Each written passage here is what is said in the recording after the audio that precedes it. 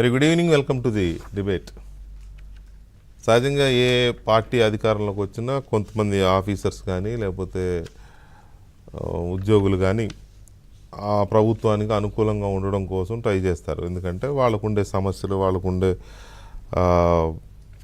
యూనియన్లకు సంబంధించిన సమస్యలు కావచ్చు, లేదా వ్యక్తిగతమైన వీటికి కావచ్చు, కొంచెం అనుకూలంగా ఉంటారు. ముఖ్యమంత్రికి కొంచెం ఫేవరిజము, లేకపోతే ఆయన మనసు తెలుసుకొని ఇది చేసుకోవడం ఇలా ఉంటుంది. కానీ పైశాచికమైన పనులకైతే తెగించిన దాఖలాలు గతంలో లేవు.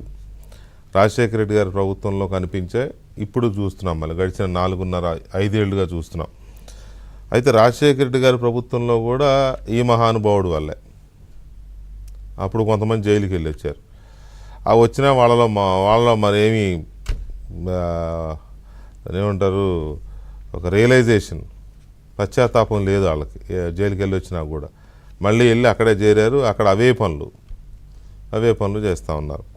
ఇక కొంతమంది పోలీస్ ఆఫీసర్స్ కానీ లేకపోతే కలెక్టర్స్ కానీ ఆల్ ఇండియా సర్వీసెస్కి సంబంధించిన ఎవరైనా గడిచిన 5 ఏళ్లలో చేసిన అరాచకాలు, చేసిన అక్రమాలు, రాజ్యాంగాన్ని, చట్టాన్ని, రూల్స్ని తుంగలో తొక్కి ఎన్ని వేల తప్పుడు జీవోలు ఇచ్చారో, ఎన్నిసార్లు కోర్టుకెళ్ళి క్షమాపణ చెప్పుకొని వచ్చారో, ఎంతమందికి కోర్టు పనిష్మెంట్ ఇచ్చిందో ఇవైతే లెక్కే లేదు.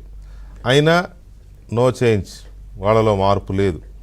అలాగే అదే పని ముఖ్యమంత్రి ఏం ఇది చేయండి అని చెప్తే అంతకు డబుల్ చేయడం, చెబితే చేయడం అనేది ఒక ఆలోచన, చెప్పకుండానే చేయడం ఇంకొకటి. ఇట్లా చేసి మొత్తం రాష్ట్రాన్ని సర్వనాశనం చేసి పడేశారు. రాష్ట్రాన్ని సర్వనాశనం చేసి ప్రజల జీవితాలను కూడా కకావికలం చేసేశారు. రక్షణ లేదు, భద్రత లేదు, కొట్టినోడికే వత్తాసు, చంపినోడికే వత్తాసు, రేపు చేసినోడికే వత్తాసు. ఇంతమంది బాధితులకి పోలీసులు న్యాయం చేశారని కానీ, ఇంతమంది బాధితులకి కలెక్టర్లు న్యాయం చేశారని కానీ ఆ లెక్కలు తీస్తే మహా అయితే ఒక 10% ఉంటుందేమో. 90% చెయ్యకపోగా ఎవరైతే హింసించారో, ఎవరైతే భూములు లాక్కున్నారో, ఎవరైతే వాళ్ళ ఆధిపత్యాన్ని, పెత్తనాన్ని చలాయించారో వారికే ఇంకా భుజాన్ని వేసుకొని వీళ్ళనే భయపెట్టే పది. ఇప్పటికే కొన్ని వేల ఎకరాలు అట్లా కబ్జాలో ఉన్నాయి. ఏం చేయాలో తెలియక దిక్కుతోచని స్థితిలో ఉన్నారు అమాయకులు, లేకపోతే బలహీనులు. ఎంత చెప్పినా, ఎన్ని ఉద్యమాలు చేసినా, ఎంత చర్చలు పెట్టినా, రాజకీయ పార్టీలు ఎంతగా డిమాండ్ చేసినా వాళ్ళలో మార్పు రాలే. ఎన్ని హెచ్చరికలు చేసినా వాళ్ళలో మార్పు రాలే. వెయిట్ చేశారు. ఎన్నికలు వస్తే, ఎలక్షన్ కమిషన్ వస్తే వీళ్ళకి బుద్ధి వస్తుంది, వీళ్ళకి చర్యలు ఉంటాయని. ఎన్నికల కోడ్ వచ్చి 10 రోజులు అవుతున్నా కూడా ఇంకా చర్యలు లేవేంటని కొంతమంది విరోచడం కూడా మొదలెట్టారు. ఏంటి ఇంకా ఏమీ లేదు, వీళ్ళు అరాచకాలు ఇలాగే కంటిన్యూ అవుతున్నాయని. పడింది దెబ్బ, ఇవాళే పడింది దెబ్బ. ఒక 6 ఐపీఎస్ ఆఫీసర్లు, 3 ఐఏఎస్ ఆఫీసర్లకి తొలి షాక్ తగిలింది. వాళ్ళు ఇమీడియట్గా వాళ్ళని ఎన్నిక విధుల నుంచి తప్పించండి. ఇమీడియట్గా మధ్యాహ్నం 2 గంటల టైంలో వచ్చింది ఇది. 5 గంటల కల్లా వాళ్ళ స్థానంలో కొత్త అధికారులను నియమించండి అని చెప్పి కూడా ఎన్నికల సంఘం ఆదేశించింది.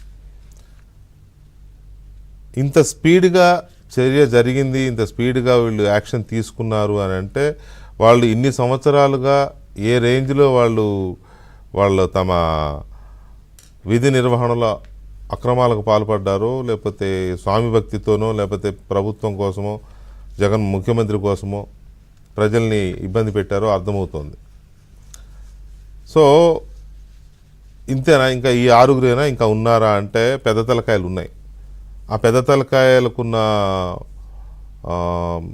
చర్యలు ఎలా ఉండబోతున్నాయి, ఎలక్షన్ కమిషన్ వారి మీద కూడా దృష్టి సారించిందా అనేదే ఇప్పుడు అందరి ముందున్న ఒక డౌట్.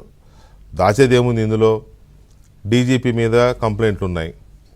బెంగాల్లో డీజీపీని మార్చినట్టే ఏపీలో కూడా డీజీపీని మారుస్తారనే ఊహాగానాలు నడుస్తూనే ఉన్నాయి ఎప్పటి నుంచో. అలాగే ప్రధాన కార్యదర్శి మీద కూడా కంప్లైంట్లు ఉన్నాయి, ఆయన కూడా మారుస్తారనే ఊహాగానాలు ఉన్నాయి. మరి అవి నెక్స్ట్ స్పెల్లో ఏమైనా ఉంటాయా, లేకపోతే ఇంకా కొంతమంది మీద కంప్లైంట్ ఇచ్చారు, పార్టీలన్నీ కొన్ని కంప్లైంట్లు ఇచ్చాయి.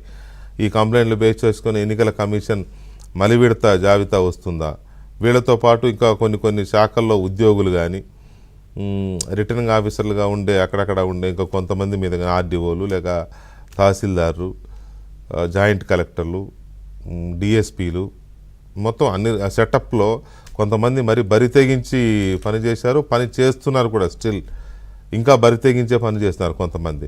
సో వీళ్ళందరికీ ఈ వాయింపుడు తప్పదా అనేది ఆ యాంగిల్లో చర్చిద్దాం. మనతో